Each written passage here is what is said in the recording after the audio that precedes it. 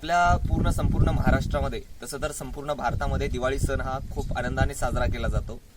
दिवाळीमध्ये आपल्या रामाने रावणावरती विजय मिळवून आल्यानंतर तो आनंदोत्सव म्हणून हा दिवाळी सण साजरा केला जातो।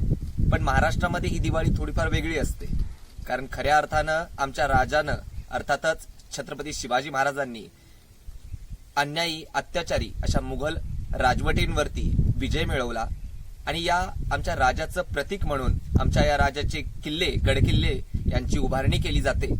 आणि खरं तर याचा पूर्वार्ध पाहायला गेलं तर महाराजांच्याच एका मागच्या सभासद बखरींमध्ये आपल्याला सापडतं की महाराज कुठेतरी पहिला मातीचे किल्ले वगैरे बनवणं याचा इतिहास आपल्याला सापडतो। म्हणजे त्यावेळेपासून हे गडकिल्ल्यांची बांधणी करण्याची सुरुवात झालेली आहे।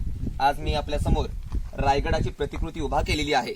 खरे तर रायगडाबद्दल जितकं सांगावं तितकं कमी आहे। रायगड हा पहिला रायरीचा डोंगर या नावानं प्रसिद्ध होता।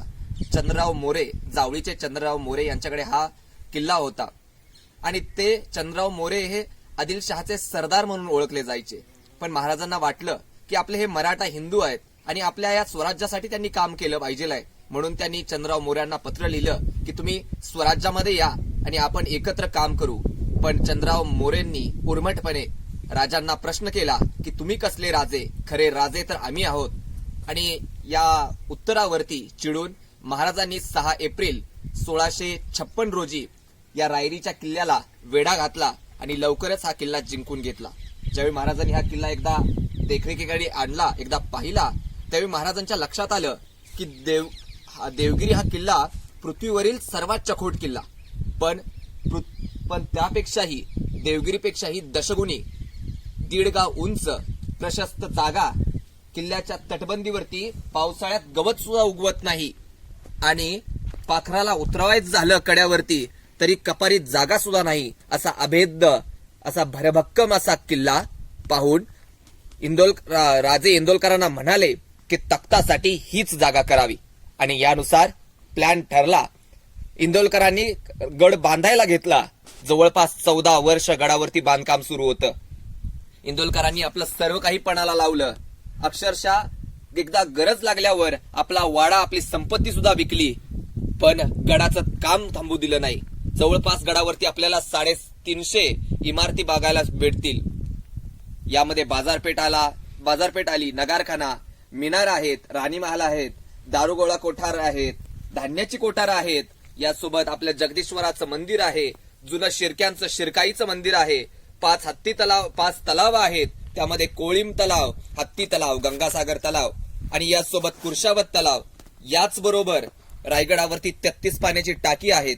रायगडाचं हेच तर खरं वैशिष्ट्य आहे की रायगडाच्या बाजूने आपल्याला पूर्णपणे दुष्काळ पडलेला दिसेल, पण रायगडावरती पाण्याची कमतरता कधीही आपल्याला भासणार नाही, कारण रायगडावरती आज आपण म्हणतो की जलसंधारणाचं काम आज आलेलं आहे, पण आमच्या राजानं इंदोलकरांच्या करवी ते जलसंधारणाचं काम त्याच वेळेला केलं होतं। आजही आपण बघायला गेलं तर कुर्शावत तलावाच्या वरती आपल्याला जलसंधारणाचं म्हणजे बालेकिल्ल्यातून आलेला पाणी हे टाक्यांमध्ये येतं, टाक्यांमधून पाणी स्वच्छ होऊन पुन्हा ते टाके फुल भरल्यानंतर कुर्शावत तलावामध्ये जातं, याचा प्रूफ सुद्धा आपल्याला सापडलेला आहे।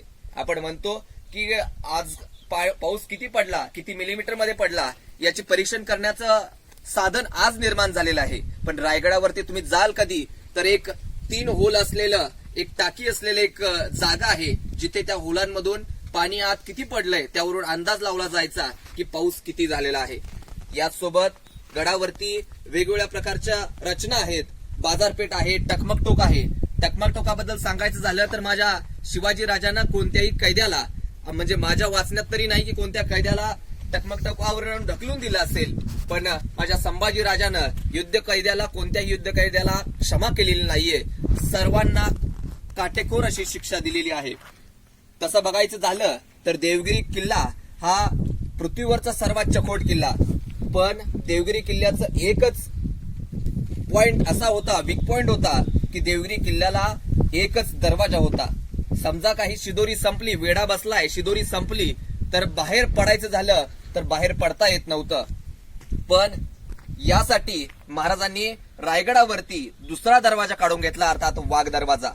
ज्यावेळेला संभाजी महाराजांच्या मृत्यूनंतर जुल्फिकार खानानं रायगडाला वेढा घातला त्यावेळेला खऱ्या अर्थानं रायगडावरून बाहेर सुटणं मुश्किल होतं. पण रायगड हा असा किल्ला आहे ज्याला पूर्णपणे वेढा बसत नाही. त्याला कारण आहे इथं पोटल्याचा डोंगर.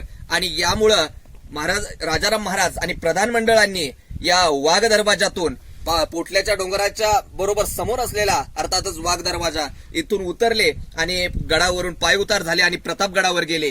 त्यावेळेला गडावरती फक्त येसुराणीबाई साहेब आणि त्यांचे पुत्र अर्थातच संभाजी महाराजांचे पुत्र शाहू महाराज होते. पण एक किल्लेदार अर्थातच त्याचं नाव सूर्याजी पिसाळ याच्या फंदफितुरीमुळे हा किल्ला जुल्फिकार खानाला मिळाला आणि यामुळं या किल्ल्याचं परत नाव इस्लामगड असं पडलं. माझ्या राजांचा तो सोनेरी दिवस अर्थातच 6 जून 1674चा राज्याभिषेक पाहिला. याच त्या गडानं माझ्या राजाराम महाराजांची मुंज पाहिली. याच त्या गडानं माझ्या संभाजी महाराजांची मुंज पाहिली. आणि याच त्या गडानं माझ्या संभाजी महाराजांच्या 9 वर्षाचा ज्वलंत इतिहास पाहिला. अर्थातच तो अभेद्य असा राज्यकारभार पाहिला.